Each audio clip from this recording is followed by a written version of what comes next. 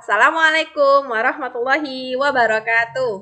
Halo teman-teman level 4, bagaimana kabarnya hari ini? Semoga teman-teman dan keluarga selalu dalam keadaan sehat dan dalam lindungan Allah Subhanahu wa taala. Hari ini kita akan belajar ilmu pengetahuan alam terkait energi alternatif.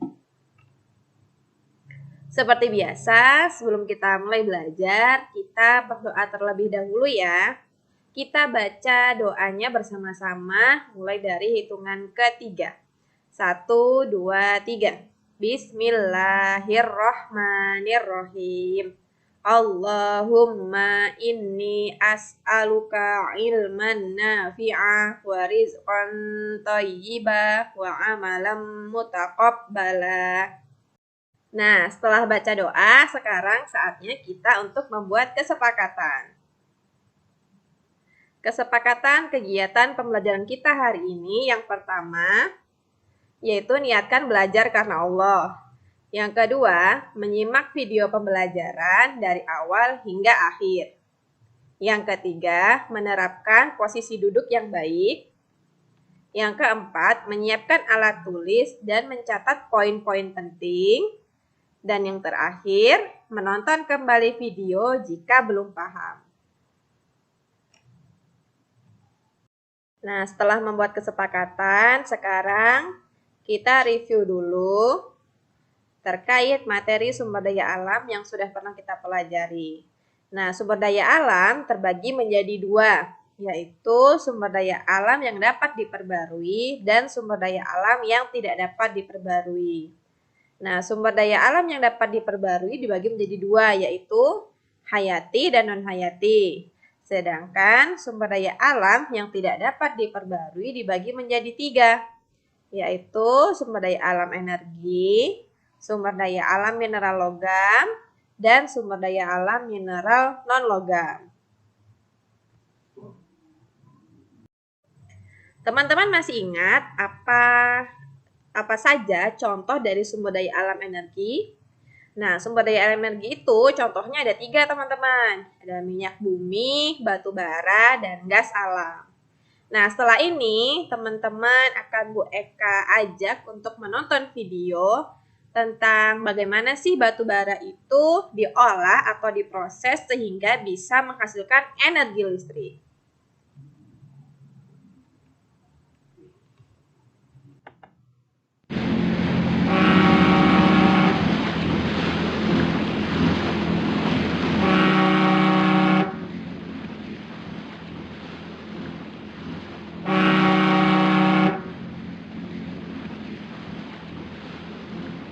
Selamat datang di virtual tour pembangkit listrik tenaga uap. Pembangkit listrik tenaga uap menggunakan batu bara sebagai bahan bakar utama.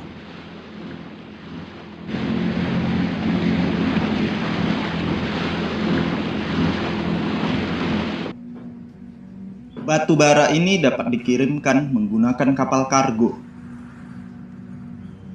Setelah batu bara diterima di dermaga, batu bara disalurkan melalui conveyor belt ke storage area.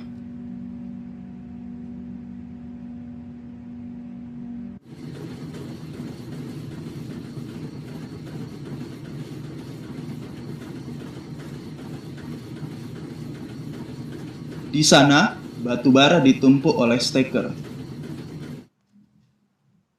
Batu bara mulai disalurkan dari storage area ke bunker dengan melibatkan reclaimer dan conveyor belt.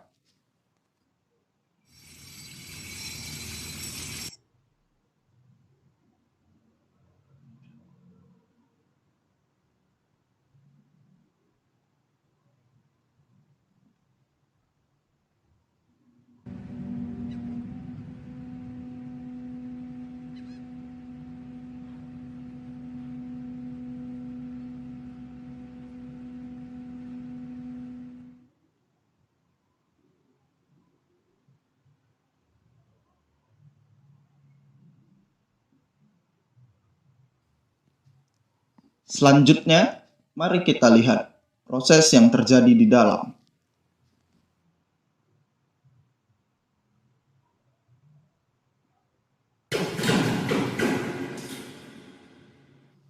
Dari bunker, batu bara dialirkan ke pulverizer, digiling hingga menjadi bubuk yang sangat halus.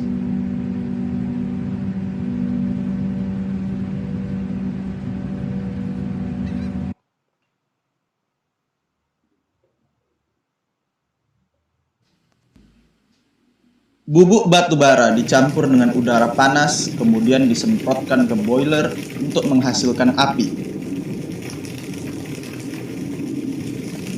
Dalam boiler, pembakaran dilakukan dengan mengkonsumsi batu bara untuk menciptakan panas pada suhu tertinggi. Sisa pembakaran batu bara dikumpulkan untuk menjadi bahan konstruksi jalan.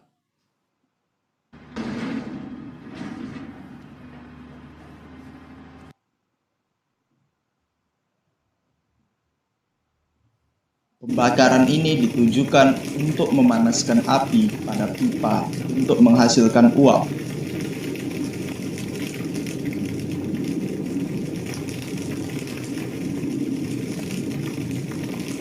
Uap inilah yang dialirkan ke turbin. Pada turbin pertama, uap memiliki suhu dan tekanan tinggi. Pada turbin kedua, uap memiliki suhu dan tekanan menengah. Pada turbin ketiga, uap memiliki suhu dan tekanan rendah.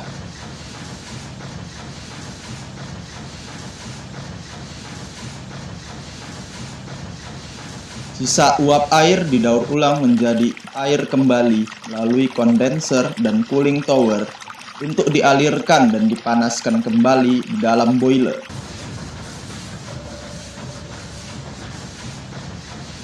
Uap air pada turbin ini menghasilkan perputaran yang terhubung pada generator di ujung turbin. Putaran pada kumparan elektromagnetik dalam generator ini menghasilkan listrik.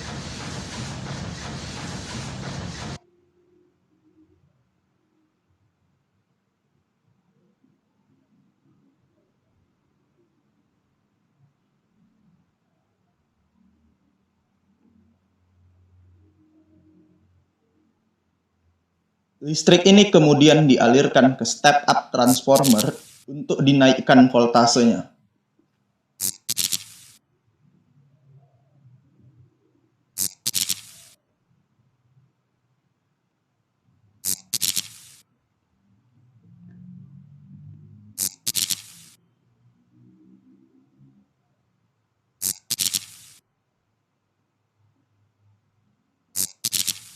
Listrik inilah yang akan didistribusikan ke masyarakat melalui tiang-tiang listrik.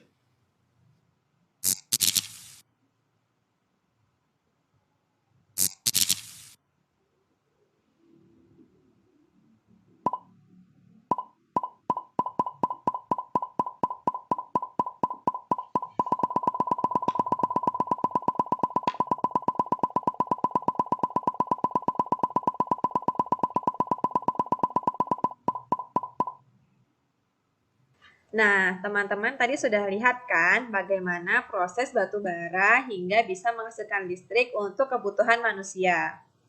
Batu bara merupakan salah satu sumber daya alam yang tidak dapat diperbarui, sehingga jika digunakan secara terus-menerus, maka lama-kelamaan akan habis. Oleh sebab itu, kita perlu mencari penggantinya atau disebut juga dengan energi alternatif. Nah, teman-teman tahu nggak apa yang dimaksud dengan energi alternatif?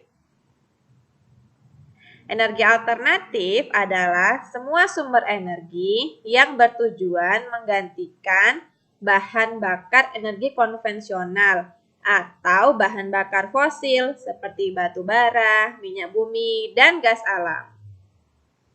Pada pertemuan sebelumnya, kita sudah membahas terkait energi matahari, energi air, energi angin, dan energi listrik. Nah, energi yang sudah kita pelajari sebelumnya ada yang dapat dijadikan sebagai sumber dari energi alternatif, yaitu energi matahari, energi air, dan energi angin. Selain itu, ada juga energi panas bumi dan bahan bakar bio. Sekarang mari kita sama-sama melihat video terkait asal dan pemanfaatan minyak bumi. Minyak bumi adalah benda cair yang kental, berwarna gelap, yang biasa terdapat jauh di bawah permukaan bumi. Apakah kalian tahu dari mana asal minyak bumi? Jutaan tahun yang lalu, hiduplah berbagai hewan dan tumbuhan di bumi. Ada yang hidup di darat, ada juga yang hidup di laut. Nah, sisa-sisa hewan dan tumbuhan yang sudah mati ini akhirnya mengeras dan membatu, lalu menjadi fosil dan tertimbun oleh endapan pasir, lumpur, dan zat-zat lainnya. Selama jutaan tahun, fosil-fosil ini tertekan oleh tekanan alami bumi dan terpanaskan suhu bumi. Selama tertimbun, bakteri pengurai juga ikut mengubah fosil-fosil itu sehingga menjadi senyawa hidrokarbon. Senyawa inilah yang menjadi asal-usul terbentuknya minyak bumi, gas alam, dan batu bara. Minyak bumi sering ditemukan di waduk-waduk besar di daerah batuan endapan yang memiliki pori-pori ribuan meter dalamnya di bawah tanah. Namun ada juga yang ditemukan pada kolam-kolam permukaan bumi. Negara penghasil minyak bumi terbesar adalah Rusia, Amerika Serikat, Arab Saudi, dan Iran. Untuk proses pembuatannya, minyak mentah dari bawah tanah diangkut ke tempat penyulingan untuk diolah menjadi beberapa manfaat bagi manusia. Misalnya untuk dijadikan bensin, minyak tanah, bahan bakar diesel dan pesawat jet, serta minyak pemanas. Seperti kendaraan bermotor yang sering kita pakai menggunakan bahan bakar dalam bentuk minyak bumi yang sudah diolah. Selain itu, minyak bumi juga dimanfaatkan untuk membuat bahan-bahan lain seperti plastik, lilin, pupuk, aspal, tinta, dan deterjen. Di negara kita, jumlah energi fosil seperti minyak bumi sangat berlimpah. Namun makin lama jumlah minyak bumi akan berkurang, bahkan bisa habis. Diperkirakan minyak bumi di Indonesia akan habis dalam waktu 11 hingga 12 tahun ke depan jika tidak dibuatkan cadangan baru. Untuk mengatasinya, pemerintah kita mencari sumber daya energi lain untuk menggantikannya. Contohnya tenaga surya dan tenaga angin. Nah, kita juga bisa ikut membantu mengurangi penggunaan minyak bumi. Caranya, kurangi menggunakan kendaraan bermotor, terutama jika jarak yang ditempuh dekat. Lebih asyik lagi jika kita pergi dengan berjalan kaki atau bersepeda, kan?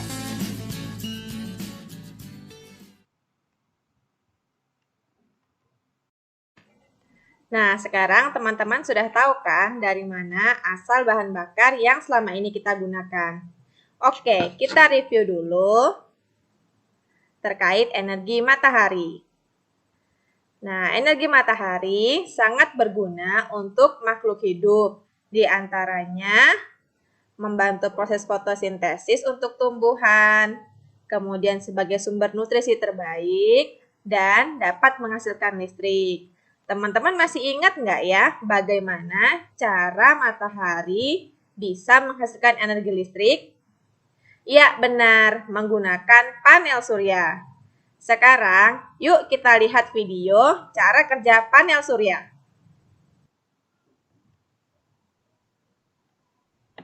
Bumi yang kita tinggali memiliki beragam sumber daya alam seperti contohnya matahari.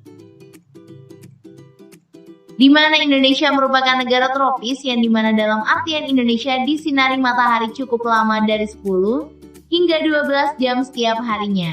Maka dari itu penggunaan panel surya sangat cocok dipakai sebagai pembangkit listrik di Indonesia. Lantas, bagaimana sih cara kerja panel surya?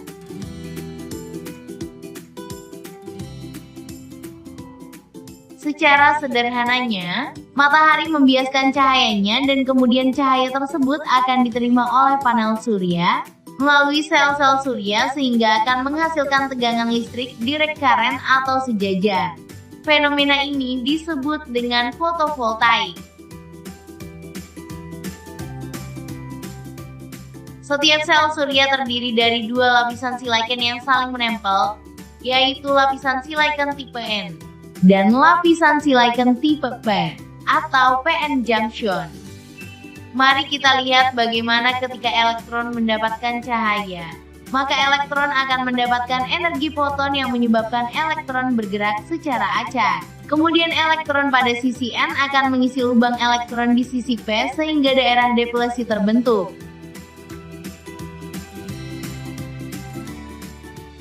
Kemudian arus DC tersebut akan tersimpan pada baterai dan mengisi daya baterai hingga penuh. Akan tetapi listrik tersebut belum dapat dipakai ke peralatan rumah tangga, dikarenakan peralatan rumah tangga rentan menggunakan arus DC, tetapi lebih banyak menggunakan arus AC atau alternative current. Lantas, bagaimana cara untuk mengubah arus DC menjadi AC? Untuk mengubahnya, maka diperlukan sebuah alat yang dinamakan konverter, di mana konverter ini akan mengkonversikan listrik dari arus DC menjadi arus AC atau arus bolak-balik.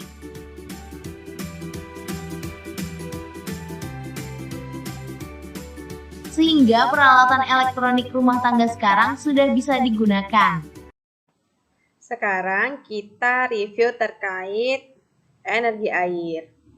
Ada yang masih ingat nggak ya apa saja manfaat air bagi manusia? Oke, manfaat dari air yaitu yang pertama tentu saja untuk kebutuhan sehari-hari, mulai dari mandi, mencuci, minum, dan lain sebagainya. Kemudian untuk pengairan atau irigasi, lalu untuk menghasilkan energi listrik melalui pembangkit listrik tenaga air. Berikutnya energi angin nih teman-teman. Fungsi dari energi angin yaitu salah satunya dapat menghasilkan energi listrik yaitu dengan pembangkit listrik tenaga bayu. Lalu untuk sarana olahraga, contohnya terjun payung, kemudian olahraga gantole, para layang, dan kapal layar. Lalu energi angin juga bermanfaat untuk tumbuhan, yaitu membantu proses penyerbukan pada tumbuhan. Nah, berikutnya yang akan kita bahas adalah energi panas bumi nih. Nama lain dari energi panas bumi adalah energi geotermal, teman-teman. Nah, energi panas bumi ini berasal dari batuan panas atau magma yang ada dalam perut bumi dan sumber air panas bumi atau disebut juga dengan geyser. Kedua sumber energi panas bumi ini banyak dijumpai di daerah pegunungan. Sekarang kita lihat yuk bagaimana pemanfaatan panas bumi agar dapat menghasilkan listrik.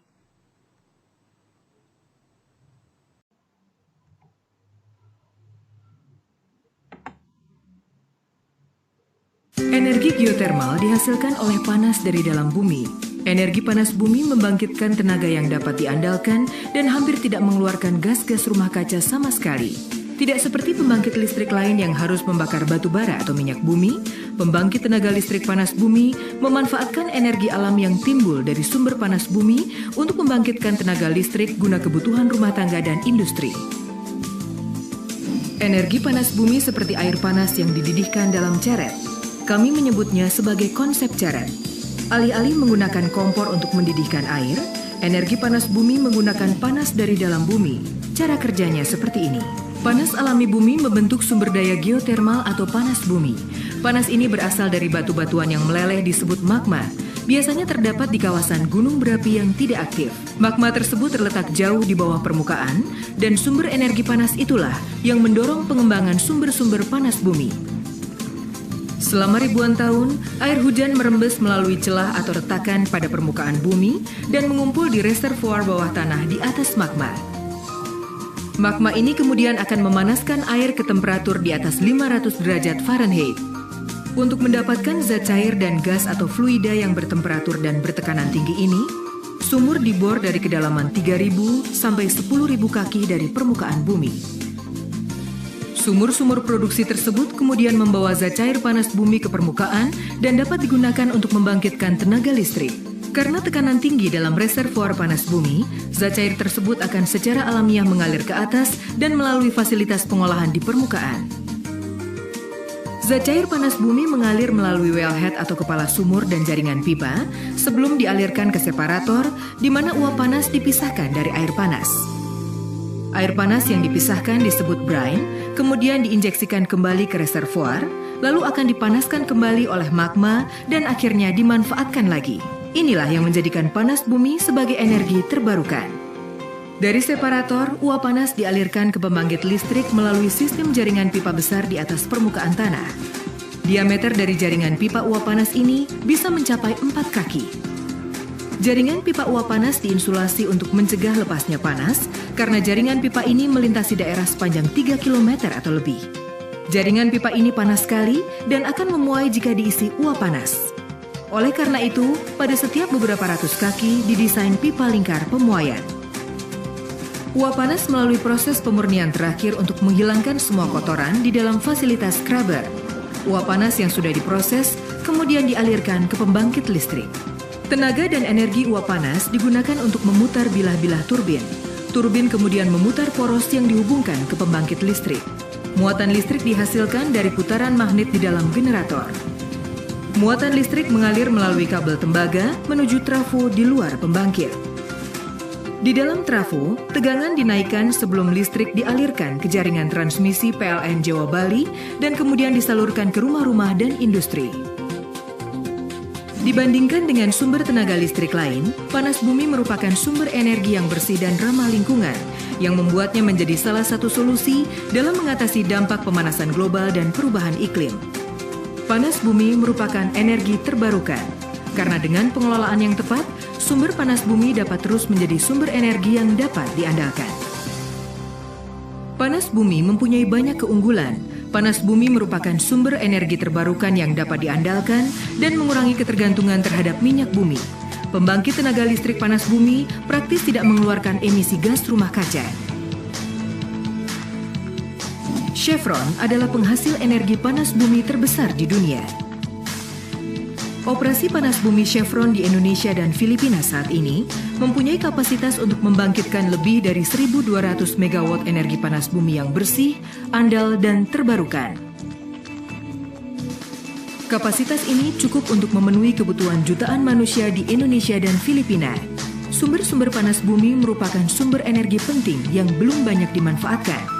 Sementara Chevron terus mencari potensi pengembangan panas bumi, saat ini Chevron terdepan dalam menghasilkan energi bersih dan terbarukan bagi masyarakat.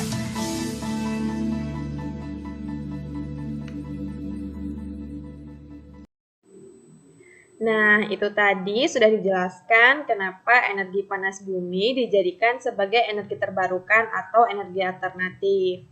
Perusahaan terbesar yang sedang mengembangkan energi panas bumi yaitu adalah Chevron, teman-teman. Selanjutnya yang akan kita bahas adalah bahan bakar bio. Nah, bahan bakar bio ini adalah energi alternatif yang digunakan untuk menggantikan bahan bakar yang selama ini kita gunakan. Bahan bakar bio dibagi menjadi 3 nih, teman-teman. Yang pertama yaitu biodiesel. Nah, biodiesel ini nantinya akan berperan untuk menggantikan solar, teman-teman. Nah, biodiesel ini dihasilkan dari bunga matahari, dari jarak, kelapa sawit, kacang tanah, dan kacang kedelai. Lalu yang kedua ada biogas atau biomasa. Nah, biogas ini berasal dari makhluk hidup, yaitu berasal dari sisa-sisa pembuangan atau kotorannya. Biogas ini nanti akan berperan untuk menggantikan gas. Nah, ini teman-teman, dia berasal dari kotoran hewan. Lalu berikutnya ada bioetanol. Nah, bioetanol ini nanti akan berfungsi untuk menggantikan bensin atau premium. Terbuat dari singkong, kemudian bonggol jagung, dan juga sagu.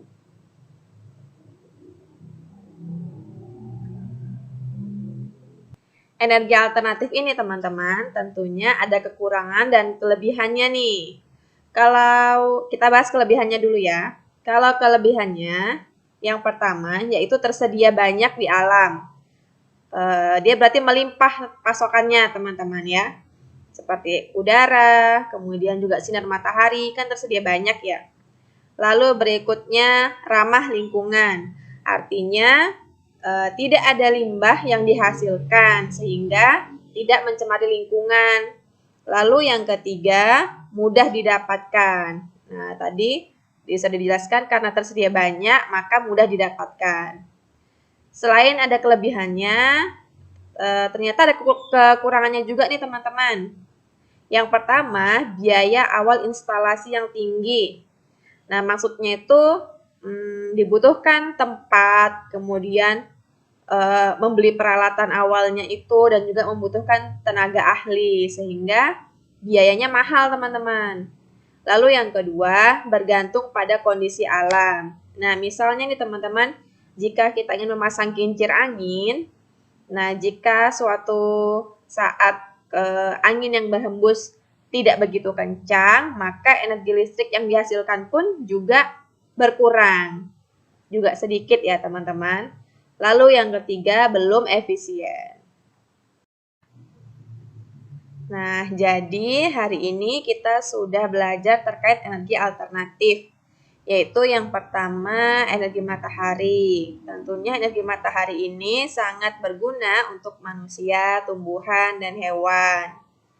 Nah, untuk pemanfaatannya sebagai sumber energi alternatif itu adalah dengan menggunakan panel surya. Lalu ada energi air. Energi air manfaatnya untuk pengairan atau irigasi, lalu untuk PLTA, dan juga untuk kebutuhan sehari-hari. Nah, pemanfaatannya tentu saja dengan menggunakan kincir air. Berikutnya ada energi angin. Nah, fungsi dari energi angin atau manfaatnya dari energi angin adalah digunakan untuk menghasilkan listrik dengan adanya PLTB. Lalu ada juga untuk membantu proses penyerbukan tumbuhan dan sebagai sarana olahraga. Oke, alat yang digunakan untuk sumber energi alternatifnya adalah kincir angin. Berikutnya ada energi panas bumi nih teman-teman ya. Nah, energi panas bumi ini digunakan untuk menghasilkan listrik, yaitu dengan adanya pembangkit listrik tenaga panas bumi atau PLTPB. Berikutnya, nah ini asalnya ya teman-teman. Asal dari energi panas bumi itu dari batuan panas atau magma dan sumber air panas bumi atau geyser. Yang terakhir yang kita pelajari adalah bahan bakar bio. Nah, bahan bakar bio terbagi jadi 3. Ada biodiesel, tadi yang menggantikan solar. Lalu ada biogas yang menggantikan gas. Dan yang terakhir ada juga bioetanol yang menggantikan yang menggantikan premium atau bensin. Oke, sekarang mari kita lihat video terkait pembelajaran kita pada hari ini.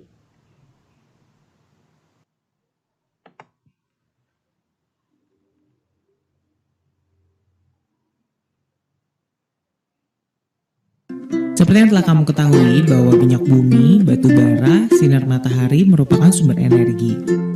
Semuanya itu kita pakai untuk kenyamanan dan kesejahteraan hidup kita. Beberapa jenis sumber daya tadi ada yang tidak akan habis, seperti matahari, air, angin, dan panas bumi.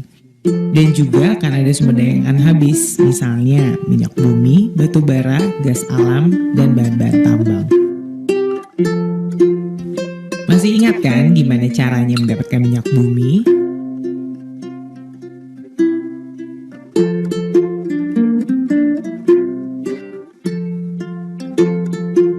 Oleh karena itu kita membutuhkan sumber energi yang lain atau biasa disebut dengan sumber energi alternatif.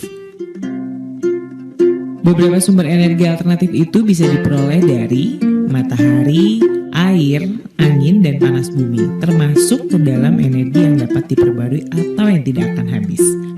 Minyak bumi, gas alam, dan batu bara termasuk ke dalam energi yang tidak dapat diperbarui atau akan habis.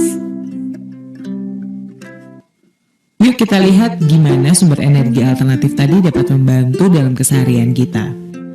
Matahari. Matahari merupakan sumber energi terbesar bagi bumi. Energi yang diberikan berupa panas dan cahaya. Cahaya dan panas bisa bermanfaat secara langsung untuk mengeringkan pakaian, menguapkan air laut untuk diambil garamnya, memberikan penerangan, dan juga untuk perkembangan makhluk hidup. Cahaya matahari diubah menjadi energi listrik oleh alat yang disebut sel surya atau solar cell atau juga fotovoltaik. Energi panas matahari diubah menjadi listrik dengan alat yang disebut panel surya. Panas yang dihasilkan oleh matahari dapat digunakan sebagai pemanas air di rumah. Sayangnya tingkat efisiensi sel surya dan panel surya tidak sebanding dengan harganya yang mahal. Masih diperlukan pengembangan lebih lanjut.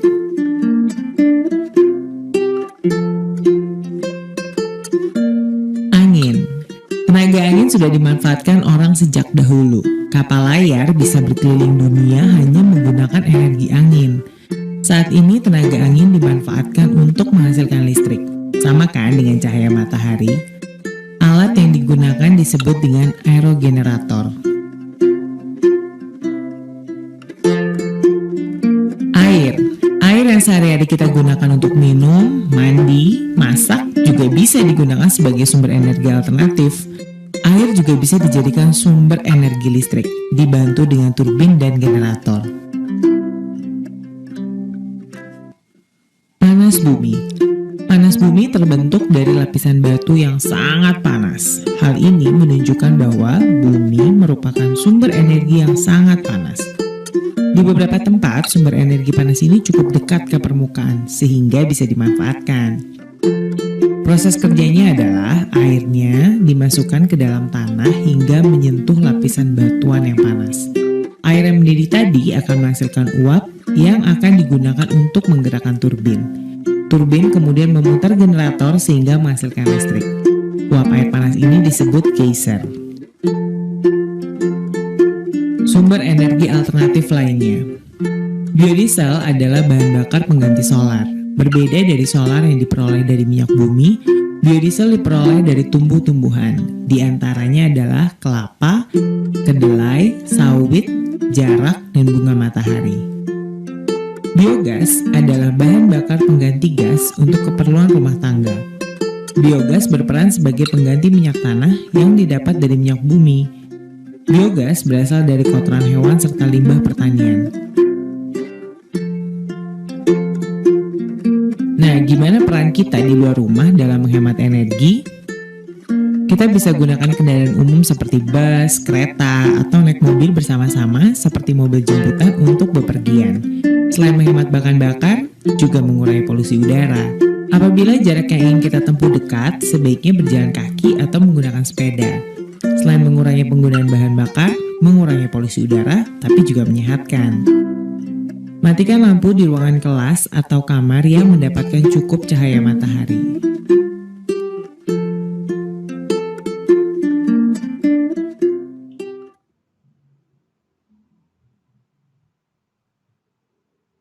Nah, teman-teman, itu tadi video penutup terkait pembelajaran kita hari ini.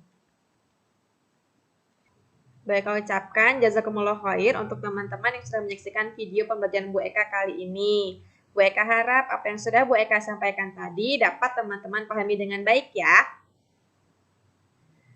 Oh iya, jangan lupa mengerjakan penugasan ya. Bu Eka tutup kegiatan pembelajaran kita hari ini dengan membaca doa penutup majelis. Subhanakallahumma wa bihamdika asyhadu alla ilaha illa anta astaghfiruka wa atubu ilaik. Bu Eka tutup. Assalamualaikum warahmatullahi wabarakatuh.